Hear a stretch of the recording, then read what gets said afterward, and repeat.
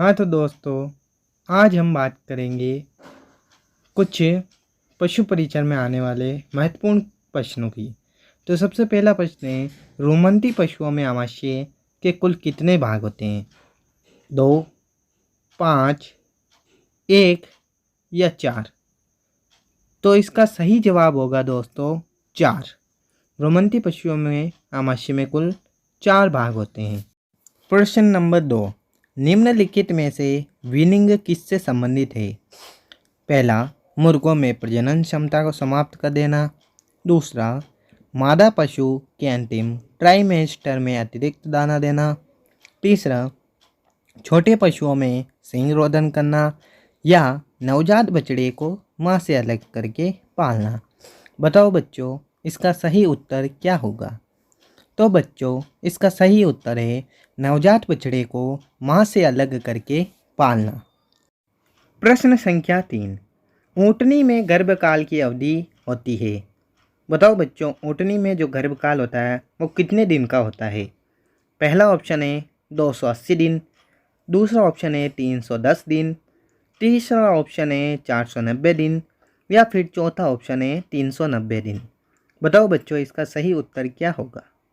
तो बच्चों, इसका सही उत्तर है 390 दिन, यानी ऊँटनी में 390 दिन का गर्भकाल होता है। भेड़ और बकरी में नाड़ी दर किस धमनी द्वारा ज्ञात की जाती है? बताइए दोस्तों, इसका सही उत्तर क्या होगा? ऑप्शन है कोक्सीजियल धमनी, फीमोरल धमनी, मैक्सिलरी धमनी या फिर फेशियल धमनी।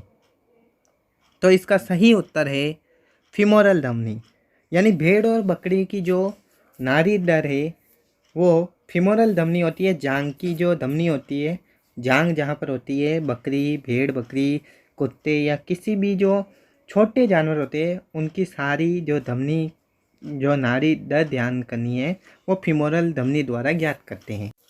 अगला प्रश्न है, रोमंथी पशुओं में स्थायी दांतों की कुल संख्या होती है। Option number first 34, option number second 40, option number third 32 या फिर 22। तो बताइए दोस्तों, कुल दांतों की संख्या कितनी होगी? तो सही उत्तर होगा 32। रोमंती पशुओं में स्थायी दांत होते हैं बच्चों 32। कितने होते हैं? 32। अगला प्रश्न है, गौवंश में गुदे का सामान्य तापक्रम होता है। पहला 40 डिग्री सेल्सियस, दूसरा 38 डिग्री सेल्सियस, तीसरा 35 डिग्री सेल्सियस या फिर 42 डिग्री सेल्सियस। तो बताओ बच्चों, इस प्रश्न का सही उत्तर क्या होगा? तो दोस्तों, इस प्रश्न का सही उत्तर है 38 डिग्री सेल्सियस, यानी गोवंश में गुदे का सामान्य तापक्रम होता है 38 डिग्री सेल्सियस। अगला प्रश्न है, मुर्गी में कुल दांतों की संख्या कितनी होती है? ए 22, बी 34, सी 32 या फिर दांत ही नहीं होते। बताओ दोस्तों, ये तो बहुत सिंपल सा प्रश्न है, हर बच्चे को पता होगा कि इस प्रश्न का सही उत्तर क्या होगा। तो बताइए बच्चों, इसका सही उत्तर क्या होगा? तो इस प्रश्न का बहुत ही सिंपल सा और सटीक आंसर है कि मुर्गी में एक भी दांत नहीं होता है, क्योंकि मुर्गी के होती है चोंच। आप जब भी मुर्गी को देखना तो उसके चोंच ही होगी दोस्तों, उसके कोई दांत नहीं होता है। चाहे कोई भी पक्षी हो, उसके चोंच ही होती है, दांत तो होता ही नहीं है। पक्षियों के दांत नहीं होते हैं, चोंच होती है। अगला प्रश्न है, मुर्गी में शरीर का सामान्य ताप कितना होता है? 103 degree Fahrenheit, 101 degree Fahrenheit, 107 degree Fahrenheit या फिर 98 डिग्री फ़ारेनहाइट।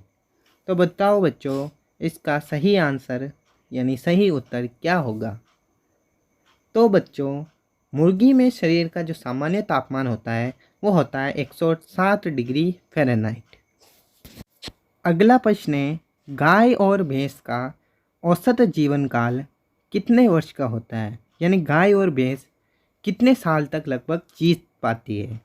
पहला ऑप्शन है 12 वर्ष, दूसरा ऑप्शन है 40 वर्ष, तीसरा ऑप्शन है 20 वर्ष और अंतिम ऑप्शन है 10 वर्ष। तो बताओ बच्चों, इसका सही जवाब क्या होगा? तो बच्चों इसका सही जवाब है 20 वर्ष। यानी गाय और भैंस लगभग 20 साल तक जी पाते हैं। यानी उनका जीवन काल कितने वर्ष का होता है? 20 वर्ष का। आज का 10वां और अंतिम प्रश्न, कैप्रा हिरकस किस पशु का वैज्ञानिक नाम है? पहला गाय का, दूसरा भैंस, तीसरा भेड़ और चौथा बकरी। यानी कैप्रा हिरकस किस पशु को कहा जाता है? तो इसका सही उत्तर है बकरी।